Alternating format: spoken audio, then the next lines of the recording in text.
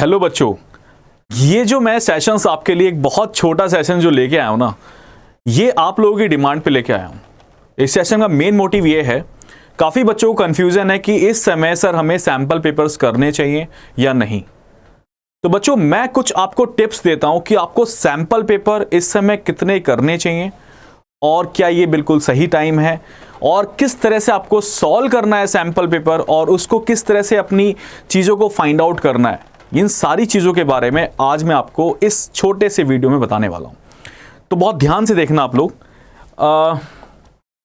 सबसे पहले एक सबसे बड़ा क्वेश्चन बच्चों के दिमाग में है, क्या सर बिल्कुल राइट टाइम है इस समय सैम्पल पेपर सॉल्व करने का? बिल्कुल बच्चों, this is the right time to solve sample paper, क्योंकि अब आपका हर बच्चे का सिलेबस कंप्लीट हो चुका है। और अगर सिलेबस आपका कंप्लीट है तो मैं आपसे बोलूंगा कि आप पर डे, आप जैसे आज मैथ्स का सैम्पल पेपर करो, कल साइंस का सैम्पल पेपर करो, थर्ड डे फिर मैथ्स का करो, फिर साइंस का करो, फिर मैथ्स का, फिर साइंस का। इस तरह से आप लोग पूरे मंथ अगर सैम्पल पेपर करोगे तो मुझे लगता है कि 15 सैम्पल पेपर आप लोग मैथ्स के अंदर कर सकते हो, 15 सैम्पल पेपर आप साइंस के अंदर कर सकते हो। बट मंथ के हिसाब से 15 होते हैं, लेकिन अगर आप लोग 10 सैम्पल पेपर भी कर लोगे ना इन ईच सब्जेक्ट, वो आपके लिए सफिशिएंट है। तो 10 मैथ्स के अंदर आप करके चलो और 10 आप साइंस के अंदर करके चलो। किन किन बातों का ध्यान रखना है?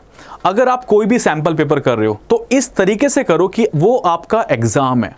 तो बेस्ट है कि आप एक रूम में पैक हो जाओ, उस रूम में पूरे कंप्लीट, सेकंड पॉइंट में लिखा हुआ है कि 3 आवर्स टाइम देना है कंप्लीट उस पेपर को सॉल्व करने के लिए।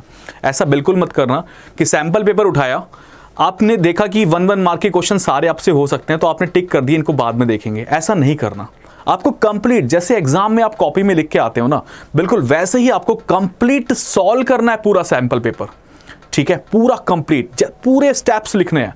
तभी आप लोग अपनी मिस्टेक्स को फाइंड आउट भी कर पाओगे कि एक्चुअली आपने क्या मिस्टेक्स की थी। क्योंकि काफ़ी बच्चे जब बोलते हैं ना कि सर मेरे 80 में से 79 आए हैं, 78 आए हैं या 77 आए हैं, 72 या 73 आए हैं, तो बच्चों वो प्रॉब्लम कॉन्सेप्ट की नहीं होती। वो प्रॉब्लम होती है कि आपके स्टेप्स कुछ मिसिंग हुए हैं, जिसकी वजह से एग्जामिनर ने आपके मार्क्स को काटा है। तो स्टेप्स प्रॉपर होने के लिए आपको पूरा पेपर बहुत अच्छे से सॉल्व करके दिखाना पड़ेगा। हर स्टेप्स को आपको शो करना पड़ेगा कॉपी में। ठीक है, थर्ड पॉइंट, वापस से अपनी कॉपी, जब आप पूरा पेपर सॉल्व कर लो, इवैल्यूएट करो। इवैल्यूएट द आंसर शीट कि आपने पूरा पेपर सॉल्व किया। ऐसा हो सकता है कि कुछ क्वेश्चंस ऐसे हों जिनमें आपको टाइम ज़्यादा लगा या आप उसके आंसर्स को नहीं फाइंड आउट कर पाए। तो ये प्रॉब्लम बच्चों हो सकता है कुछ कैलकुलेशन मिस्टेक्स हो, आपको हो सकता है फॉर्मूला आपने गलत लगा दिया हो, उसकी वजह से आपने क्वेश्चन सॉल्व नहीं किया हो।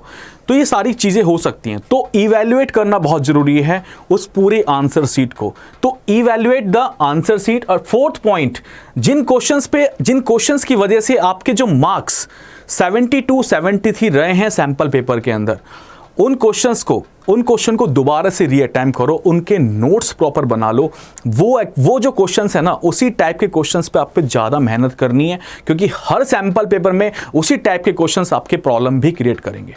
एंड नेक्स्ट पॉइंट, जब आप इवैल्यूएट कर लो, रीअटेम्प्ट द क्वेश्चंस कर लो, सारी चीज़ आपने कर ली, फिर आप जिन क्वेश्चन को आपको प्रॉब्लम हुई थी सॉल्व करने में, उस क्वेश्चन को किस चैप्टर से है उसको कंप्लीट रिवाइज करो।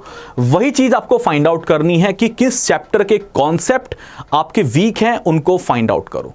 तो बच्चों ये 5 टिप्स हैं जो आपको सैम्पल पेपर सॉल्व करते वक्त आपको ध्यान रखनी है। Thank you so much. I think ये वीडियो आपके लिए बहुत इंपॉर्टेंट होने वाला है, जो भी बच्चा CBSE class 10th board exam लिखने जा रहा है।